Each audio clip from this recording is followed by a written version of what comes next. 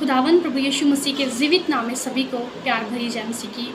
और आज जो परमेश्वर के वचन के बीच में से मैं आप सबके लिए एक मैसेज लेके आई हूँ।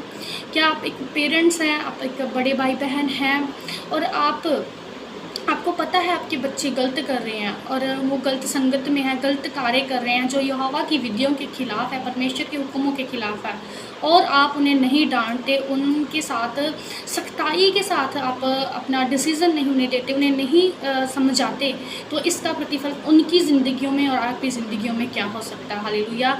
तो गौर से सुने इस मैसेज को। इस वचन के द्वारा मेरा विश्वास है परमेश्वर आपसे बहुत गहरी बातें करेगा जो आपके जीवनों को बदलने का कारण बनेगी। हालेलुया।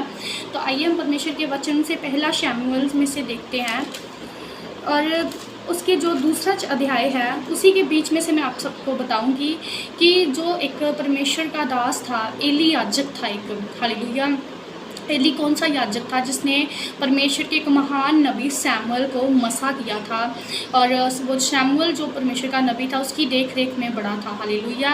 लेकिन जो एली याजक था उसके खुद के बच्चों के ऊपर, खुद के बेटों के ऊपर उसका कंट्रोल नहीं था। वो क्या करते थे, जो परमेश्वर के भवन में जो खाने पीने की वस्तुएं, जो भेंटें चढ़ाई जाती थी, उस समय क्या होता था, अगर कोई भी बलि और भेंट कुछ भी जैसे बकरी या कुछ भी चढ़ाया जाता था तो उसका जो मांस था सबसे पहले यहोवा परमेश्वर के आगे चढ़ाया जाता था। उसको एक कढ़ाई में लेकर उसमें उसके गर्म किया जाता था, तब तक उसे किया जाता था जब तक उसकी चर्बी है जो सड़ ना जाए। और उसके बाद एक आदमी आता था, एक याजक आता था, कोई भी उनका मेंबर आता था, वो उसमें से त्रिशूल के साथ खींचता था। जितना मांस निकलता था उसके बीच में से, वो मांस किसके काम आता था, जो परमेश्वर की वहाँ पर सेवा कर रहे थे, जो एली के बेटे थे या एली याजक था। हालेलुया। लेकिन जो एली याजक के बेटे थे वो ऐसा नहीं करते थे। जब कोई भेंट चढ़ाने के लिए आता था तो वो क्या करते थे, उस भेंट को खुद बोलते थे कि पहले हमें दे, हम पहले इससे खाएंगे। तो अगर कोई उसे उनका विरोध करता था तो वो उसके साथ लड़ाई झगड़ा करते थे।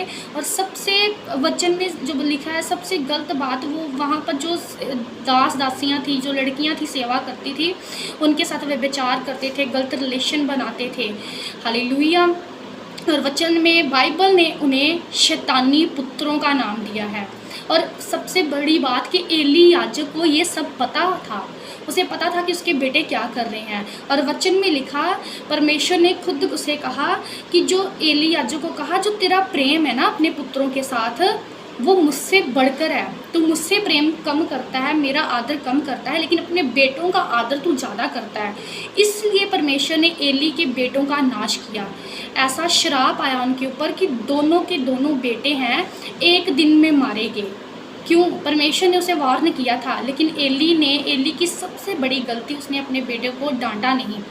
उसने बड़े वचन में लिखा, बड़े प्यार से उन्हें बोला, हे मेरे पुत्रों, ये गलत बात है। जबकि ये ऐसे उनको डांटने वाली बात नहीं थी। अगर वो चाहता तो वो उन्हें बेदखल कर देता, उन सबके सामने उन्हें वहाँ से निकाल देता ताकि उनके जीवन बच जाते, लेकिन उसने ऐसा नहीं किया।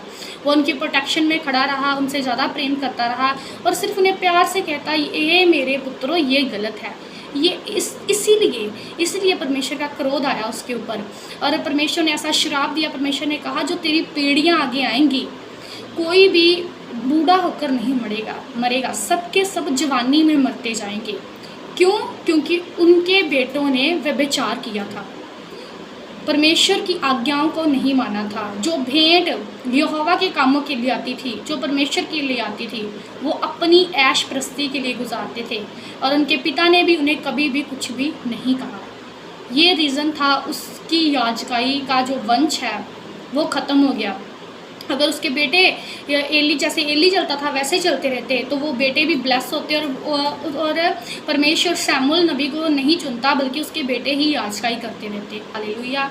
तो मेक श्योर, इससे हमको क्या मैसेज मिल रहा है, अगर आपके बच्चे आपको पता है गलत कर रहे हैं, कमाई करके ला रहे हैं, कहाँ से कर रहे हैं, चोरी तो नहीं कर रहे, ठगी तो नहीं कर रहे, बाहर उनके गलत रिलेशंस तो नहीं है, गलत फ्रेंड सर्कल तो नहीं है, अगर आपको पता भी है तब भी आप उनकी गलतियों पर पर्दा डालते हो, तो ये सबसे बड़ी आपकी गलती है। आप ही उनके सर्वनाश होने का कारण बनोगे।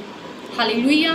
तो परमेश्वर आपको ऐसी बुद्धि दे कि आप अपने बच्चों को अपने बच्चों को सही रास्ते पर, चाहे प्यार के साथ, वचन के साथ, प्रार्थना के साथ, किसी भी तरीके से आप उन्हें समझाएं और वापस लेकर आएँ। और प्रार्थना में बहुत बड़ी ताकत होती है। कई बार क्या होता है कि हम अपने बच्चों को समझाते हैं लेकिन वो समझते नहीं हैं। तो प्रेयर कंटिन्यूसली प्रेयर उनके लिए करना, ये आपके लिए रिजल्ट लेकर आता है। हालेलुया। लगातार उनके लिए प्रार्थना करते रहिए, परमेश्वर उन्हें ब्लेस करेंगे, आशीषित करेंगे। और जिस खड्डे में लिखा है वो पड़े हुए हैं, परमेश्वर उस खड्डे से उन्हें निकालेंगे। अपने वचन के द्वारा, अपने दासों के द्वारा, आपकी प्रार्थनाओं के द्वारा परमेश्वर उन्हें ब्लेस करेंगे। हालेलुया। अगर आप ऐसा नहीं करेंगे, प्रार्थना नहीं करेंगे, तो जो वो काम कर रहे हैं उनका एक ही रिजल्ट होगा, गरीबी, तंगी, लाचारी। वचन में लिखा है बाइबल में कि जो व्यभिचार करता है वो क्या करता है, वो अपनी बर्बादी का कारण खुद बनता है। हालेलुया। एक जगह लिखा है कि क्या अगर एक आदमी अपने ऐसे जैसे बुक्कल है उसमें अंगारे ले ले तो क्या उसकी चेस्ट है, जो छाती है, वो सड़ेगी नहीं? वो सड़ेगी। इसी तरह से एक व्यभिचार करने वाला आता है, अगर वो अंगारों को अपने झोली में लेगा, हालेलुया, तो वो भस्म होगा, उसकी ब्लेसिंग भस्म होगी, उसका जीवन जो आने वाला फ्यूचर है वो डिस्ट्रॉय हो जाएगा। हालेलुया। ऐसा नहीं कि गलतियां नहीं होती, अगर आपसे ये गलती हुई है तो पश्चाताप करें, परमेश्वर से प्रार्थना करेंगे, पिता हमें माफ़ कर, हमें क्षमा कर, हम आज के बाद ऐसा नहीं करेंगे। हमें अपने चरणों में, शरण स्थान में पिता हमें लेकर आएँ और हमें क्षमा कर, अपने लहू के द्वारा हमें दो। हालेलुया। परमेश्वर आपको ब्लेस करेंगे। आइए मैं आप सबके लिए प्रार्थना करती हूँ। मेरे सामर्थ्य परमेश्वर, अनुग्रहकारी जीवित परमेश्वर, जितने जिन इस मैसेज को सुने मेरे पिता परमेश्वर, अगर किसी के जीवनों में ये पिता परमेश्वर ये कमी है खुदावंद खुदा, ये पाप है, मेरे सामर्थ्य परमेश्वर तेरे आत्मा के द्वारा ऐसी ग्रेस उनके जीवनों में जाए खुदावंद खुदा, वो पाप को छोड़े खुदावंद खुदा और पवित्रता के रास्ते पर चले मेरे पिता परमेश्वर, ताकि वो भारी ब्लेसिंग, तेरा भारी अनुग्रह जो खुदावंद खुदा जो तूने देना चाहता वो लेने पाए खुदावंद खुदा। मेरे पिता क्षमा करना खुदावंद खुदा जिन्होंने ये किया है मेरे पिता परमेश्वर, और खुदावंद खुदा मेरे पिता उनके हृदयों का ऐसा बदल मेरे पिता, ताकि तेरे सच्चे प्रेम को जानकर तेरी ओर मुड़ने पाए खुदावंद खुदा। जैसे तूने शमूएल को ऊंचा किया मेरे पिता परमेश्वर, जैसे तूने दाऊद को ऊंचा किया पिता परमेश्वर, ने ऊंचा करना खुदावंद खुदा। सारी महिमा प्रभु यीशु मसीह के जीवित नाम को देते मांगते हैं, आमीन आमीन। God bless you all. जय मसीह की। फिर से मिलेंगे एक नए मैसेज के साथ।